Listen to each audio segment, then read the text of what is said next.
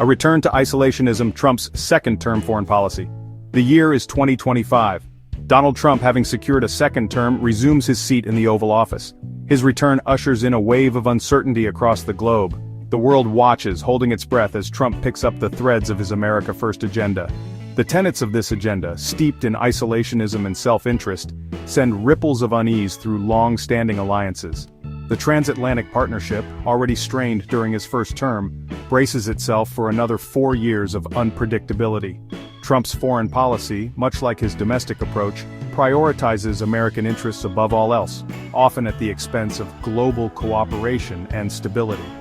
The international community, still reeling from the aftershocks of his first presidency, grapples with the implications of his return. Trump's re-election signals a potential shift in the global order, a move away from multilateralism towards a more unilateral, transactional approach to international relations. This shift is particularly concerning for nations reliant on U.S. support, as Trump's commitment to traditional alliances appears tenuous at best. His focus remains fixed on securing favorable deals for America, even if it means jeopardizing relationships with long-standing allies. The world watches with bated breath, uncertain of what the future holds. Will Trump's second term usher in an era of isolationism and global instability? Or will he surprise the world with a more nuanced, pragmatic approach to foreign policy? Only time will tell. However, one thing remains clear: the stakes are higher than ever. The decisions made within the walls of the Oval Office will have far-reaching consequences, shaping the geopolitical landscape for years to come. The Oval Office blow-up, Trump and Zelensky's war of words. The tension in the Oval Office was palpable. On February 28, 2025, Ukrainian President Volodymyr Zelensky faced Donald Trump's infamous temper. The meeting, meant to discuss Ukraine's security, devolved into a public spectacle. Trump, flanked by VP J.D. Vance, accused Zelensky of jeopardizing global security. "You're playing with fire, Volodymyr," Trump boomed. "This could spiral out of control, leading to World War III, Vance echoed Trump's sentiments. "The American people are tired of endless wars," he declared. "We've poured billions into Ukraine, and for what? Our patience is wearing thin." Zelensky, taken aback, defended his position. He spoke of Russia's aggression and the need for U.S. support. His pleas were met with deaf ears. Trump dismissed Zelensky's concerns, accusing him of being ungrateful. "Don't lecture me about security," he spat. "You wouldn't last a week without our support." The meeting ended abruptly, with Trump storming out, leaving a stunned Zelensky. Under Trump's leadership, U.S.-Ukraine relations took a back seat to the America First agenda. The world watched as the cracks in the alliance widened, leaving Ukraine vulnerable. Zelensky's plea security guarantees before peace talks. The Oval Office clash sent shockwaves through the international community. Zelensky, blindsided by Trump's outburst, emerged from the meeting visibly shaken. In a hastily arranged press conference, he addressed the world, his voice trembling with a mixture of anger and desperation.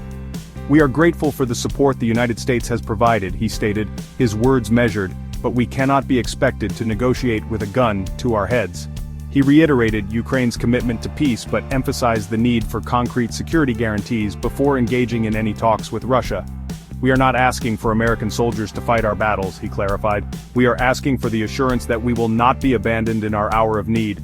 Zelensky's plea highlighted the precarious position Ukraine found itself in.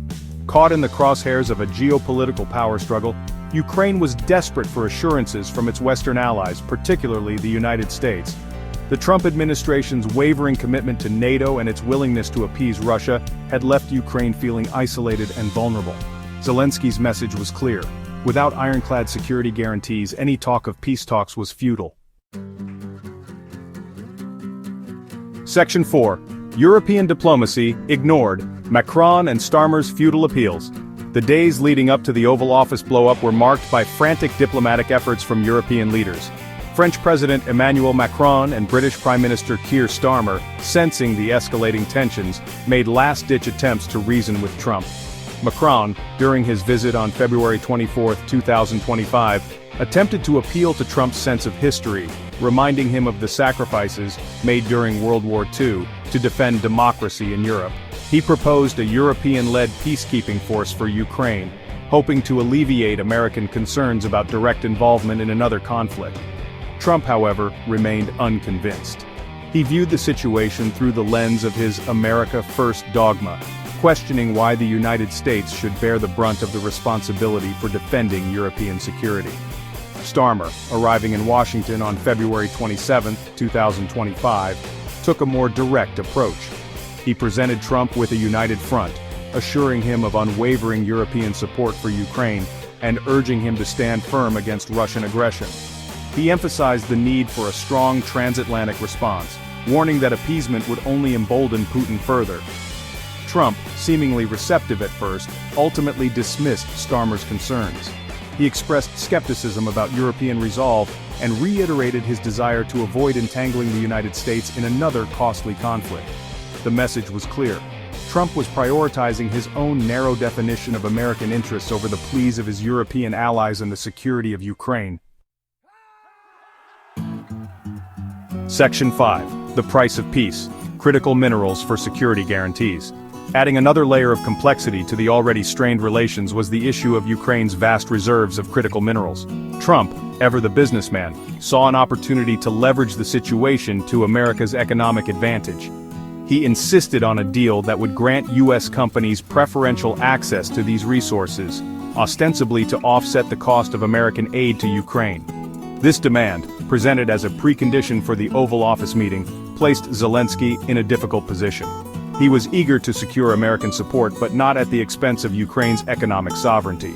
He argued that any agreement on critical minerals should be contingent on concrete security guarantees from the United States. The proposed deal, however, became yet another point of contention during the ill-fated meeting. Trump, frustrated by Zelenskyy's reluctance to acquiesce to his demands, accused him of trying to exploit American generosity. "We're not running a charity here," he fumed. "You want our help, you have to be willing to give something in return." The meeting ended without any resolution on the issue, further souring the already tense atmosphere and highlighting the transactional nature of Trump's foreign policy.